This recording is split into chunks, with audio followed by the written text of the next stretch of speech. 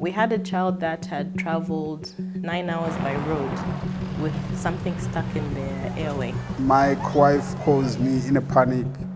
Daughter has been bent, I don't know what to do. This was a 3-year-old who had swallowed a coin.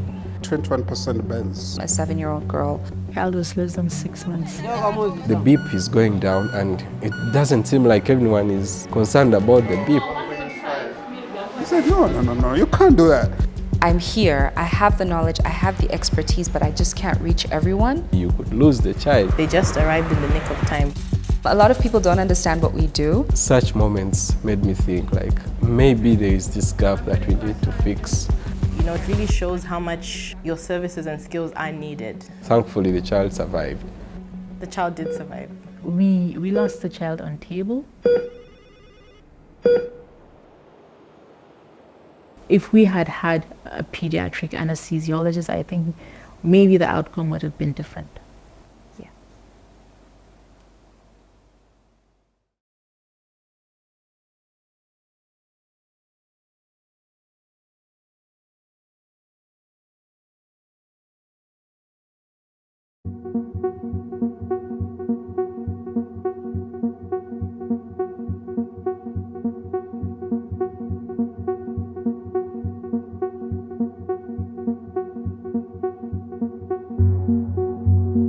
In the last 10 years, Nairobi has trained fellows from over 11 countries in Africa, and all of them have gone back to their countries to be the only pediatric anesthesiologists for their country. And that is how we came up with the idea that we need to train more people in the places where they are.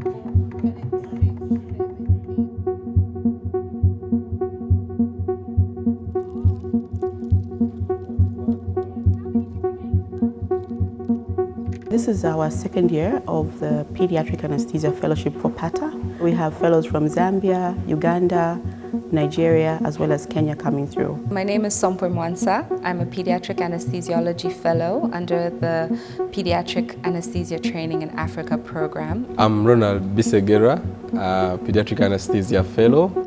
Dear Dr. Chalwe Mutesa Mwewa, thank you for your recent application for the PATA Zambia WFSA Fellowship Program. I'm happy to share your application was successful. The WFSA wishes to award you with a fully funded position on the PATA Zambia program. Please respond to this email by Wednesday, 12th July, confirming you would like to accept the fellowship. I did not wait for the 12th of July. I responded immediately. So I think that in terms of where anesthesia lies on the landscape of Africa, and in particular Zambia, we are definitely on the back foot. Surgical training in Zambia has been happening for almost 4 decades. Anesthesia is only 10 years old that we've been training general anesthesiologists, and we're in our first year of training pediatric anesthesiologists. So we envisioned developing PATA. We had been speaking about how do we increase the ability to train and to have more leaders in pediatric anesthesia. I think many of us recognized, and I guess were alarmed, looking at the numbers out there. The World Health Organization estimates that 50% of the surgical population will be under the age of 18 by 2030. That's in about 6 years from now. So half our patients are going to be children, and we need to have a proper approach to treating them. Then we have a significant pediatric population. We can't treat them like adults. They are not adults. They're a special population. They require special need. Having this training now says, okay, we have to have guidelines. We have to have protocols. And then for the critically ill, this is how to care for them. This is how to look after them.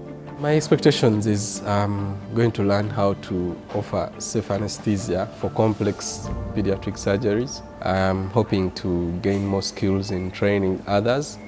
And then advocacy for better services, because even when you have the skills without the equipment, it's still difficult to offer safe anesthesia. Not everybody has access to, a simulation lab as well as the equipment, because it really does take a lot of sophisticated equipment that you need to be able to manipulate depending on the scenario you have. Getting to work in different environments, getting to work with different pediatric anesthesiologists, being taught by renowned pediatric anesthesiologists. PATA really gave us a broader understanding of what it means to care for pediatric patients. If everything goes as intended, I hope that we will have, in 5 years, at least 10 pediatric anesthesiologists in Uganda.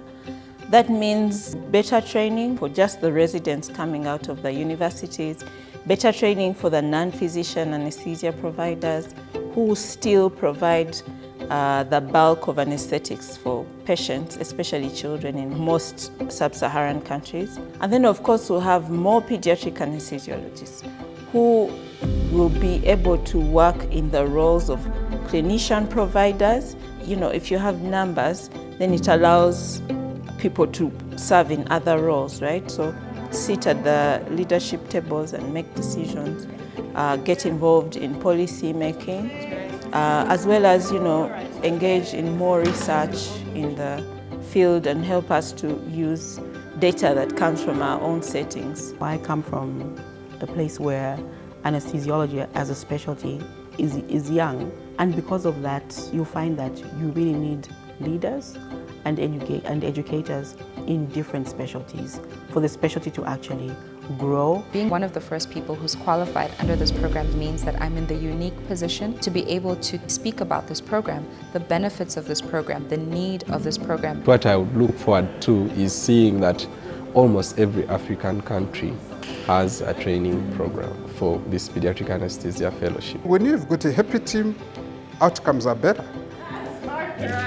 It's increasing the safety and correcting mistakes that are being done. I'm very, very hopeful the PATA program is going to improve lives and make lives better.